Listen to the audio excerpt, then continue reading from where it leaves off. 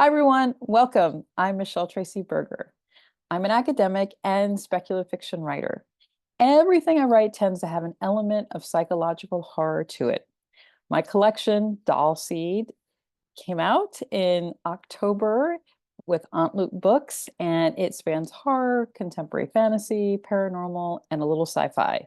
I'm also a coach, and this channel is named after my coaching practice, The Creative Tickle, which is a fun and accessible approach to creativity.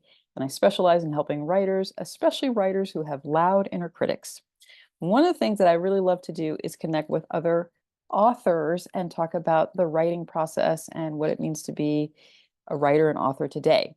So I reached out to Kathya Alexander, who will introduce herself in just a moment. We both had debut books out this year with Aunt Lute Books, and I thought we'd squeeze in some time to talk right at the end of the year about what that process was like. So I'm going to ask Kathya to introduce herself. Thank you. Hi, I'm Kathya Alexander. I am an author, um, a playwright, a teaching artist, and a storyteller. So I kind of do things all over the place. My book, too, this one had speculative fiction kind of aspect to it as well, although I guess I do write speculative fiction sometimes, but certainly not always. Uh, so yeah, that's me. I'm Kathya. Hi.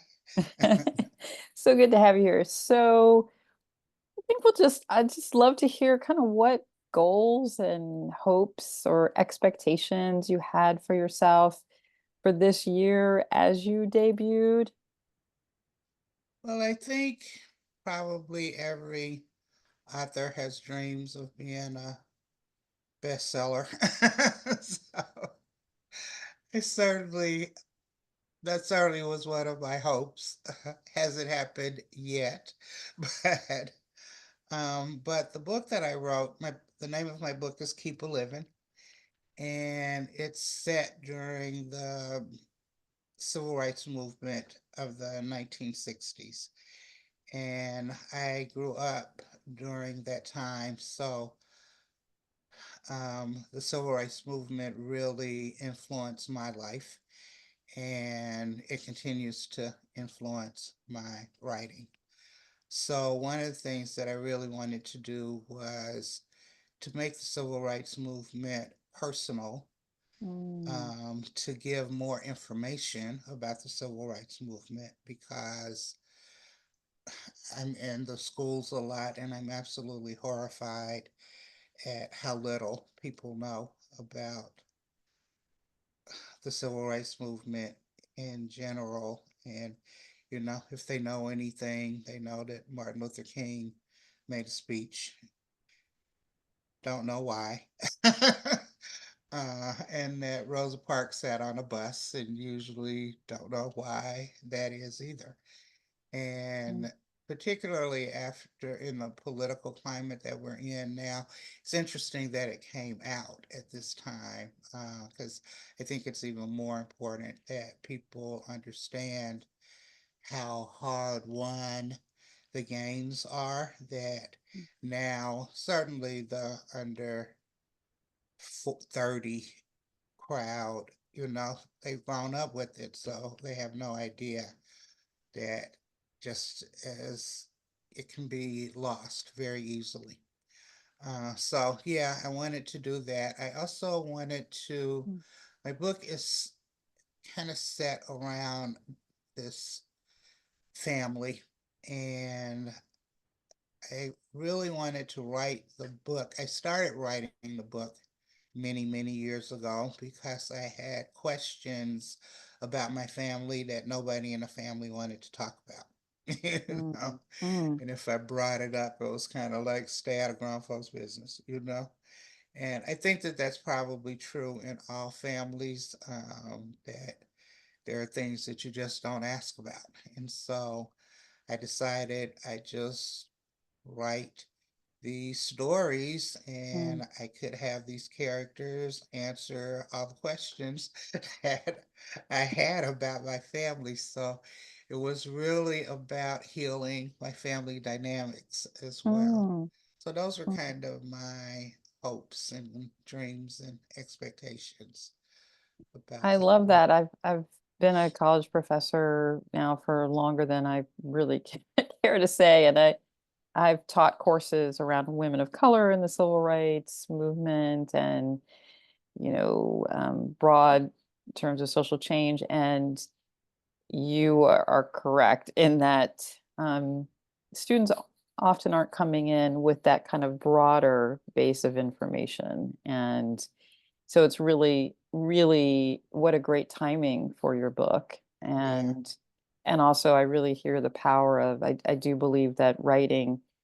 for many of us can heal, heal us, hopefully heal things in the reader that they don't even know what yes, maybe that they were coming to with the book. And I just want to also check, it's a novel in verse. Is yes, that, yes. Would you like to yes. say a little bit about that before?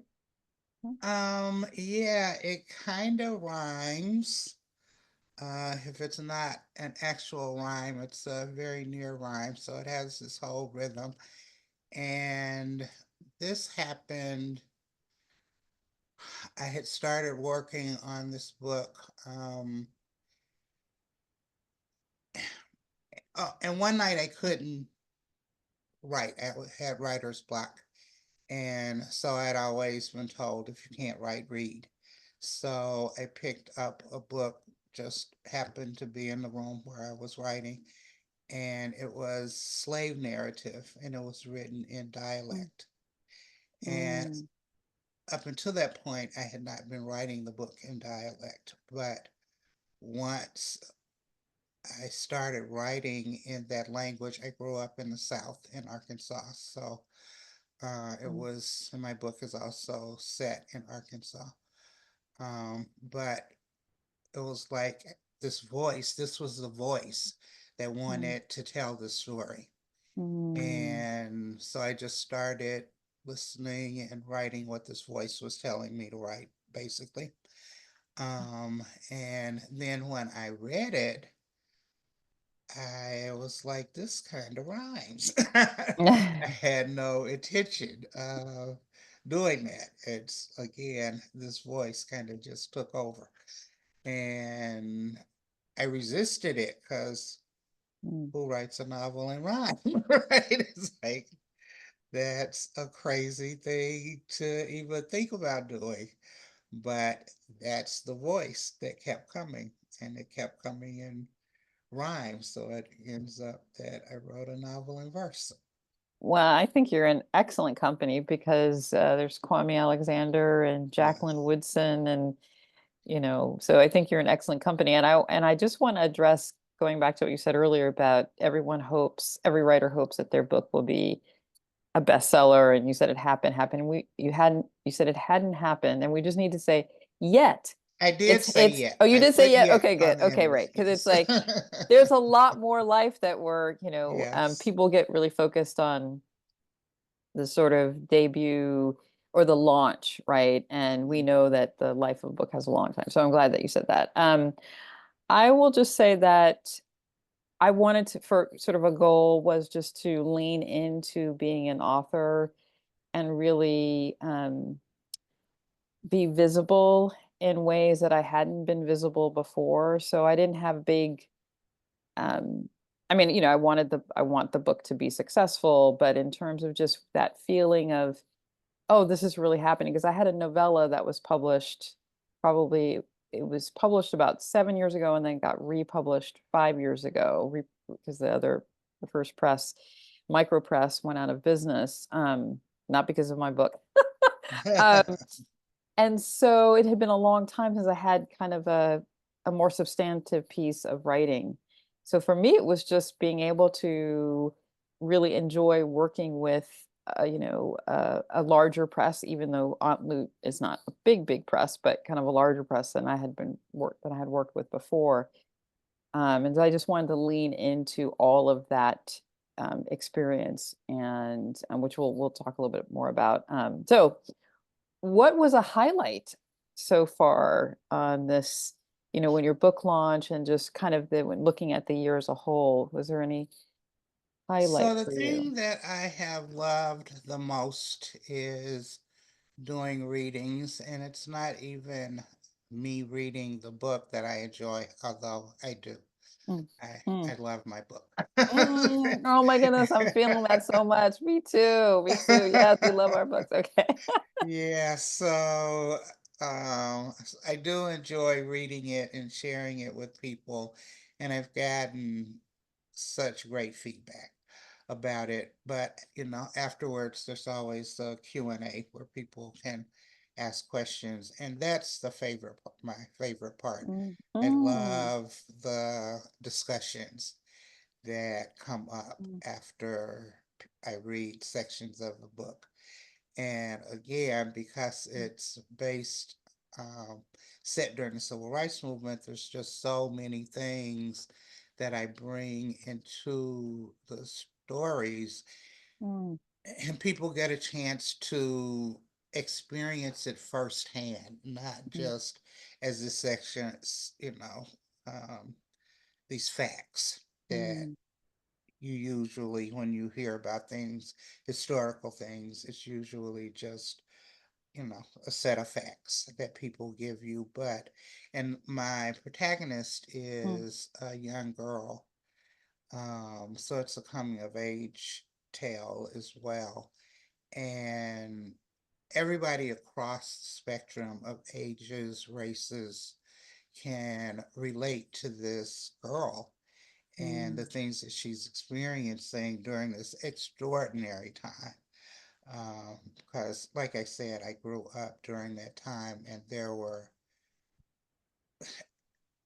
was unheard of. I mm, mean, just the idea of equality mm, for Black people mm, it was hard for Black people to wrap their heads mm, around, let alone the, dominant class, white mm, folks. mm, mm, So I've heard a lot like, wow, I didn't really think about that, or because people are were living their own lives if they were even alive at the time, and never really considered the impact that all of that was having on a personal basis on people who are actually living through it. So that's my mm. favorite part. I love the discussions. They always go over.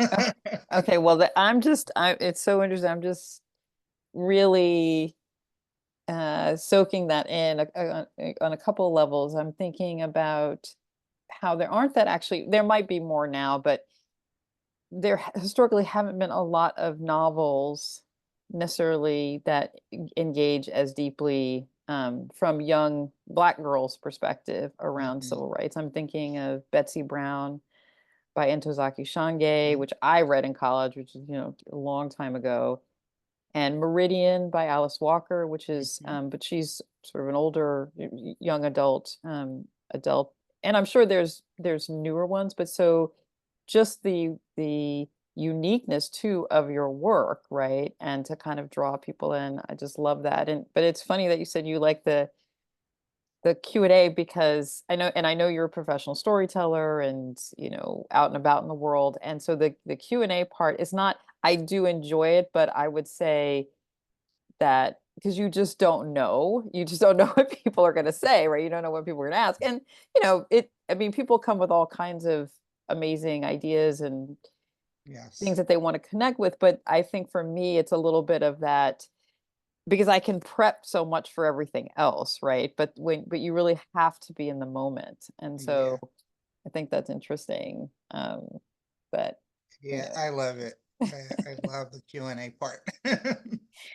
I would say one of the things that I have loved is and this is a term that one of my teachers has used, Marjorie Hudson. She said to me before the book tour, she said, when you go on book tour, when you're promoting your book, she's like, these micro communities develop. She's like, you'll meet writers that you know if you happen to be in a place where, you have writer friends. She's like, you'll probably meet writers you don't know, you meet booksellers, you meet readers. And she's like, you kind of have this micro community that forms at that time. And then you go on if if you're leaving there, if it's not your home base. And she's like, but those micro communities then become part of your own community for a while. And she said it just enlarges, your scope. And I love, I have not had that experience at oh, all. oh, really I interesting. have not Okay. had that experience. So yeah, I, have heard other writers talk about that, but I have not had that experience at all. Well, that it may be in your future. It may be. Um, but that was one of the things that I was like, oh, because she had told me about it, and then to experience just a bit of that was interesting. Um, so okay, so what was a surprise and or difficult during the launch and being debut author and all of that? Well, when my book was launched, there were so many things going on in the literary world. So Aunt Lute was changing executive directors.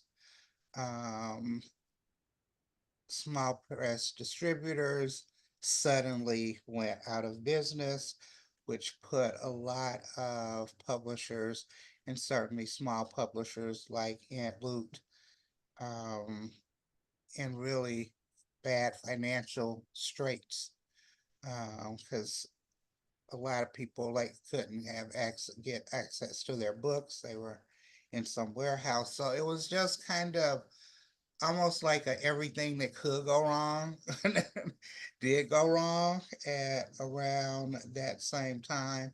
So that was a surprise. I think I was expecting a lot more support maybe, during the book launch, but I think Aunt Luke was kind of almost in survival mode at that moment. And or I think a lot of things that you probably experienced with your book. Um, I didn't get that opportunity. The other thing that was surprising to me, very pleasant, Mm, was I'm also a playwright, mm, and I've been working with this same producer director for 25 years. mm, mm, And he decided I wanted to do a book tour in Arkansas since the book was set in Arkansas. mm, And he decided to kind of take over that aspect of the tour, and he set up all the places that I did the readings and made all the mm, promotional materials, didn't ask me for a dime, paid mm, for his hotel on his own. It was just the mm. support that I got from him, and still I'm getting, quite honestly, around the book was just something so unexpected. I just wasn't expecting that. And it was lovely. It Oh, I was love a that. I wonderful love that. experience. And so do you still, I want to come back to some of the things you said, but I'm just curious, you have family in Arkansas? Yeah, I do Yeah, you, still and have so family. there were far-flung relatives and folks coming out and Yes. yeah, That was great yeah. too. Well, that's And like a micro community. That's no, that's always been my okay, community. That that's wasn't new. It was all the people that I knew who came out. Because again, I grew up there, so childhood friends and stuff like that came out. And because Mm, my story mm, is really based on my family members, not necessarily the story itself, mhm, but mm, it's based on my family members. So all of them knew exactly who I was, even though I changed the names to protect the innocent and all of that. They mhm, knew mhm, exactly who I was talking about. And They all had opinions about the way that I was portraying them in the book. And it was really funny because my father, the father in the story, is a pastor of a church, and so Mm, was my father. mm, And so my mother was a first lady. And I didn't realize until after doing this book tour how people had different impressions of her based mm, on whether they met her in this role as first mm, lady or somebody that they knew very closely. And I'm sure that my mother also presented herself in public mm, a certain way to people because mm, she mm, was the first lady of the church. mm, mm. um, that was very different than the mother that I knew. She was very familiar with me. And I was reading some section that was about my mother and somebody who had grown up, like literally across the highway from me. I grew up in this small rural community. It's like, I don't know why you're writing her like that. Your mother was so quiet. And I just laughed and laughed. I was like, I never in a million years would have described my mother as quiet. So it just kind of made me realize how different people were getting different. And I guess we all do it. We all, to some extent, wear the mask and we present different aspects of ourselves in different situations and to different people, but I had not even thought about it. I wrote her like she was to me, and I was very surprised that for other people she had been something very different. Well, and there that kind of rapport where people are, because it's a character. I mean, like it is, even Yes, though it's based on her, it's still a yes, character, but yet exactly. people um knowing the real person and then connecting that. Yeah, that must have been pretty intense. It was, Love that it. was fun too. It was just a lot of fun. Well, I want to go back to the all the disruption that happened in the spring that, as you said, that affected so many of us. So actually, you were affected, right? That event happened, and you had launched. You were launching that week, or within Yeah, that time frame, yeah. and then so then Aunt Lute, and they were changing executive directors, and so then there was all that kind of triage, I think, happening. And then I actually my book was supposed to come out in June. So because of everything, and for Aunt Lute to continue to deal with the impact, everything got pushed back. So, Mhm. um, and I know that was just difficult. And then, some staff people left for various like, just there was a lot of transition, right? Yeah, And exactly. I think, though, that's something that I think authors, obviously this was very unique because it was a whole distribution system, but I do think authors um underestimate, like an editor can leave, like things can happen Mhm. during the time of your book, Mhm. either before it goes in production or when it's in production. And things out of your control can happen. So when my so that novella that came out, Renew You, came out, was published in 2017. In 2018, and it was doing well. The press, because the press was made of two people, it was called Book Smugglers Press, two amazing women, but they were like, you know we want to do more for authors, we can't, so they closed it. So they were like, okay, fine, we're going to help you find another publisher. So I pitched to a publisher. So then a regional publisher, Falstaff Books out of North Carolina, and then they bring it out in January 2020. And just as I was getting into the whole marketing, that this COVID. pandemic, and my book happens to be about, like a potential virus transmitted through a hair care product, a relaxer. So the appetite for people reading about, viruses in 2020. So I just wonder, I guess I'm just curious how you got through that. So that, the book has gone on to meet its audience and do things that you want to do in the world, and it still will continue to do that. But how did you get through that personally? Like, did you have a, kind of a, how did you focus, or how did you?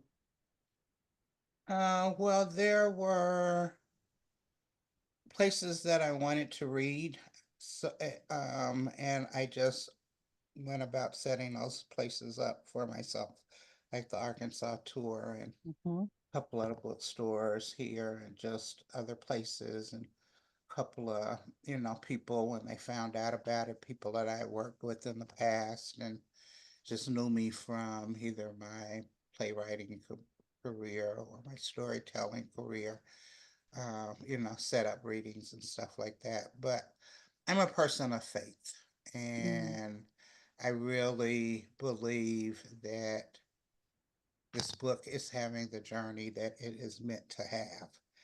mm, And I had to keep reminding myself of that, as I kind of dealt with one disappointment after another, one expectation not being met after another. It's like, and I was a part of the Poet and Writers Get the Word Out debut Oh, were fiction. you? Yeah. Okay. Oh my goodness. I did not know that I had applied. A friend of mine had gotten it maybe the year before, because I think this was only the second year they were doing it. And so I had applied. I didn't get it. And I'm so glad that you got that. My friend Yeah. shared some of the materials or whatever, but so you were part of that cohort. Okay, cool. Yes. How was that? Okay, yeah. It was it was overwhelming, Okay. actually. It was very overwhelming. There was so much information. Another good Um, for potential authors and new authors out there, like it's a lot that they yeah. do for the marketing and publicity. Okay, sorry. Yes.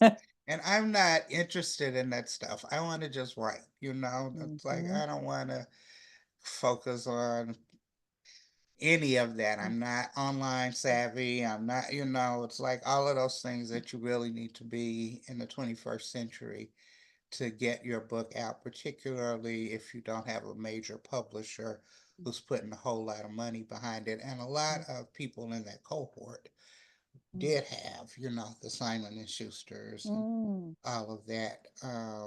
So, like I said, it was very overwhelming, but they brought in every week that we met, mm, there were they brought in a speaker to talk to us about some aspect. And oh my gosh, I'm going to forget his name. Hernan Diaz was one of the oh people yeah, who okay. talked to us, Mm, and he was so calm mm, and mm, just so cool. I just fell in love with him. And one of the things that he said was he didn't do any of that online stuff. He was like, mm, do what you like to do.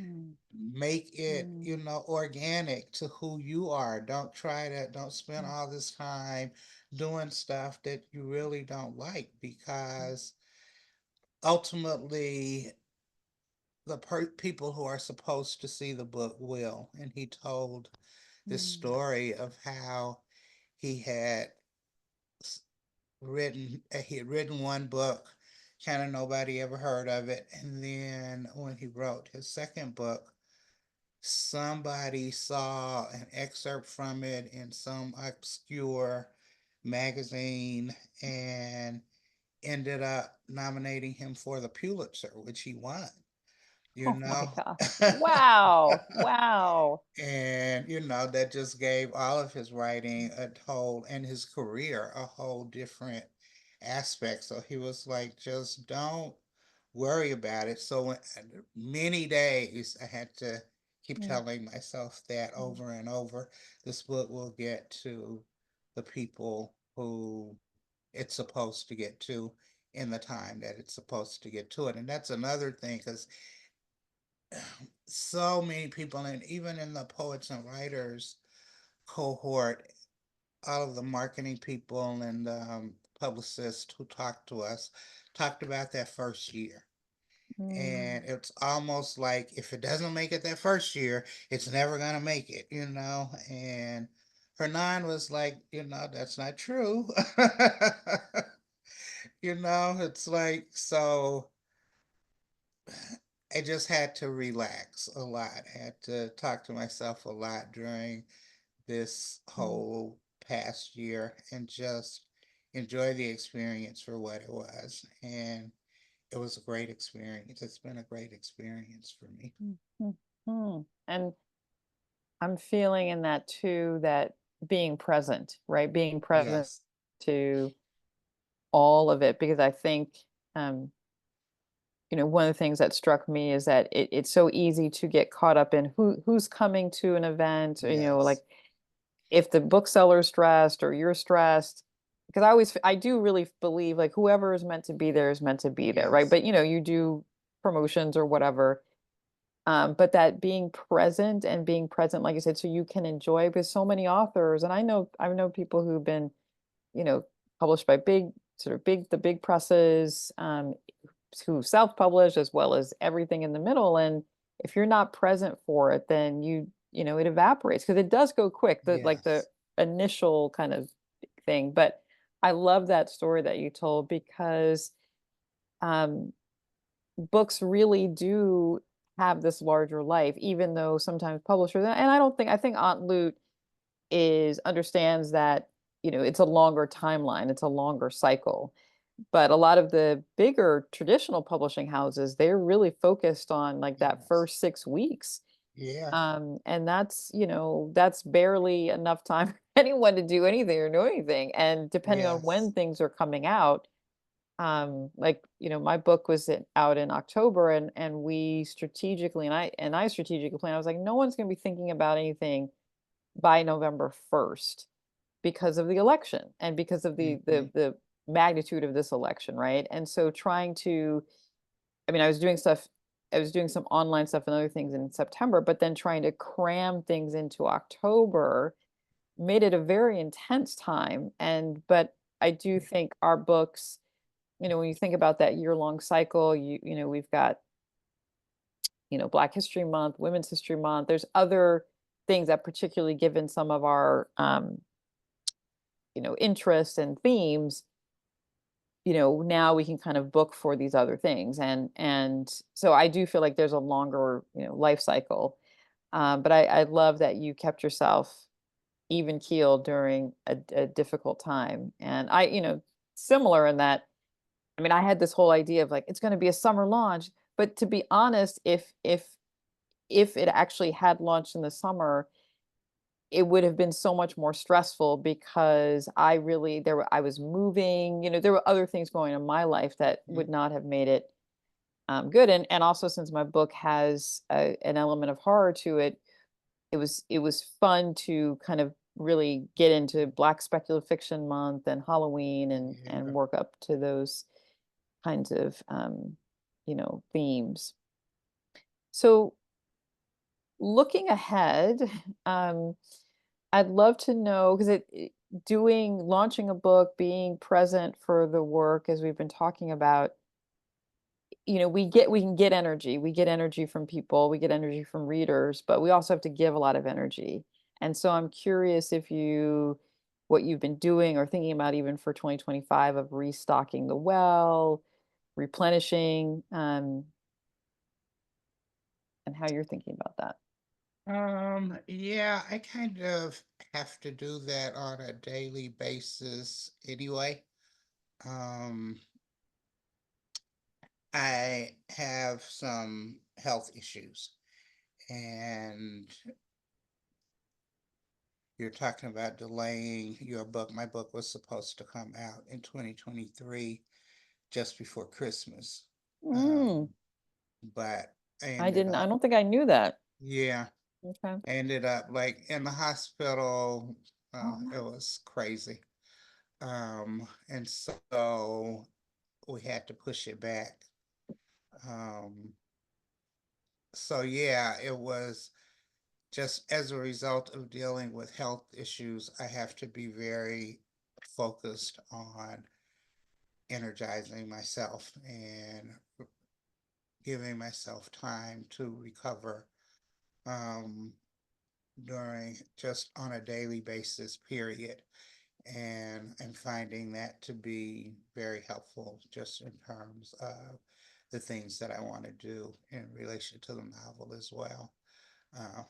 It's like I can't do three events in one day. And, it's like I know what my limitations are. And Mm, so I'm really clear about that. And people who have worked with me on it, including Aunt Lute, um, understand that and respect it. So yeah, I have my own like daily meditation process and mm. um, just my spiritual practice helps me in all areas of my life, and it's definitely helped me with this book launch because, like I said, a lot of things happened that I was not expecting. So, And it's just so it's exciting, but it is kind of going back to what you said earlier too. It can just feel overwhelming because there's online stuff, and then you think, okay, well, I'm going to get ahead. I'm going to prep some things, and then, but when you're actually in it, and if someone's asking, like if Aunt Lute happens to ask you, well, can you do this? Even write something up for us, or someone locally asks for something. That's you've got to kind of sit down, be focused, be responsive, right? So there is that. mhm. You know, and I don't think I always say to prospective authors, like when we're imagining our wonderful futures, we're not imagining some of the grunt work that comes along with it, or Mhm. some of those other pieces being really responsive. Um, and I And for love that. me, I Yeah. wasn't expecting to have to deal with serious medical issues. And that Mm, just, mm, in a way, though, it focused me on what's really important. mm, mm, Um, mm. and so, yeah, I had dreams all of my life of, flying all over the country on book tours. And, you know, it's like there's only so much that I know that my body wants to do. So I have to pay attention to that. Because we want to be in the game for a long time, right? So we Yes, have to take care of this vehicle that that sometimes we absolutely. yeah, yeah, Absolutely. yeah. And I'm glad that not glad about the medical stuff, but then that it gives you that perspective that that's what you're going to take into 2025 to Absolutely. continue to nourish yourself. And then and what's next for you in 2025 in terms of other perhaps writing projects, plays, or other things that you feel like you can share? Yeah, as I said, I am a playwright, and so I've written several plays, maybe about a dozen. And I just did a 25th anniversary remount Mm, of a play that I wrote, and mm, actually, really the first play that I ever wrote, certainly when I first moved to Seattle. It's where mm, I met this man who has been my producer, director. mm, We worked together on that play. It's called Black to My Roots, African American Tales from the Head and the Heart. mm, And mm. at the time I was acting in it. I don't act anymore. But when we first did it, I was acting in it. And then he found out that, or I auditioned just to be an actor. And then he found out that I wrote. And so he asked me if I would, help create this play. And we performed it around, Seattle, and I think we took it to, well, I know we took it to New York Fringe Festival, and we were raising money by doing all these performances, Mm, um, mm. and ultimately to take it to the Fringe Festival in Scotland. So in Mm. 2002, we did take it to the Fringe Festival in Scotland, and we won a Fringe First Award for Wow, I love it. that. Yeah, Congratulations. That's very cool. it was awesome. And so this year, for the 25th anniversary edition of Black to My Roots, we just did the performance last month. Was it last month? So much has been happening. I don't know what day it is anymore. But yeah, we did it last month, and it, I rewrote a lot of it just to make it more relevant to the 21st century as opposed to the end of the 20th century when I initially wrote it. And people loved it as Mm, much mm, today mm, as they did 25 years ago. We got mm, such great audiences. And again, we have a talk back at the end of every session, mainly because everybody has a hair story that they mm, want to share after seeing stories about hair on stage. And particularly Black women have a lot of emotions mm, around mm, our hair, whether it be pride or pain or, mm, mm, acceptance. It's all a journey mm, that we have to go through. And so we always give people an opportunity to tell their own hair stories mm, after the play. And this director producer friend of mine announced in one of those talkbacks that he was declaring 2025 the year of Kathya. mm. So Love it. he talked about several of the other plays that I had done that, and the audience was like, "Oh man, I wish I had seen that." And I didn't, oh yeah, I saw that and I loved it. I was hoping you would do it again. So he's going to do like five of my plays in 2025. Wow. And we're taking Black to My Roots back to Scotland this Oh year my for the Fringe gosh. Festival. So this is going to be a crazy year. Okay, this is like you gotta rest up. We're filming this on December 30th, so it's like you gotta Exactly. rest up because are you going to Scotland in the fall or late summer Yeah, or fall? the festival is like the month of August. Okay. Okay. So we're going to go in August. But right now I'm working on a new play. I'm always working on a new play, seems. But because one of the plays that he wants to do is a play that we've been talking about for a couple of years, but I've written sections of it, but I have to complete that play because we're also doing he's decided that he wants to do a table read of it in February. So I got to finish this play by February, by actually in the next couple of weeks, so that we can work on it and stuff. It's gonna be a crazy year. It's gonna be a crazy year, and so workshopping that, and because it's never, as a writer, it never comes out fully formed. It's like, oh my God, how did I think that was good? So you have Th- to keep working on it and working on it until, so yeah, I'm doing a new play, plus we're remounting several of my plays from the past. So and 2025 is the year of Kathya. And we've actually just started a fundraiser to take our group to Scotland. So there's a lot of stuff around the fundraising aspect of it. So it's going to be an exciting year for me.